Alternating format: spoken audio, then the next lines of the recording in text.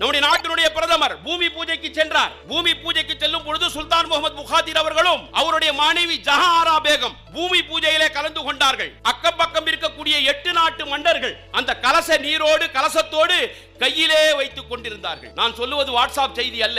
Al Jazeera என்று சொல்லக்கூடிய United அரபு எமிரேட்டுடைய அங்கீகாரம் பெற்ற அல் ஜசீராவினுடைய தொலைக்காட்சி இதை உலகத்திற்கு காட்டுகிறது. அந்த அம்மா தலையில ஒரு பெட்டியை கொண்டு வந்தாங்க. உலகமே பார்த்தது, நானும் பார்த்தேன். என்னதான் கோவில் கட்டினா கூட, சிவனுடைய ஆலயம் கட்டினா கூட நம்பாளு பாரு பாய் மேல பெட்டியை வச்சுன்னு வரான். அதுல திருக்குரான், நாங்கெல்லாம் திருக்குரானை மேல வைப்போம், மாரோடு அணிச்சுக்கும், இடுப்புக்கு கீழே திருக்குரான் போகாது. திருக்குரான் இருக்கும் என்று உலகமும் பார்த்து கொண்டிருந்தது, நானும் பார்த்து கொண்டிருந்தேன். பூமி பூஜை, அந்த பெட்டியை கீழே இறக்கி வைக்கிறார்கள். பெட்டி திறக்கப்படுகிறது, உலகமே பார்த்து கொண்டிருக்கிறது. அதிலே திருக்குரான் இருக்கும் என்று பார்த்து கொண்டிருந்தது.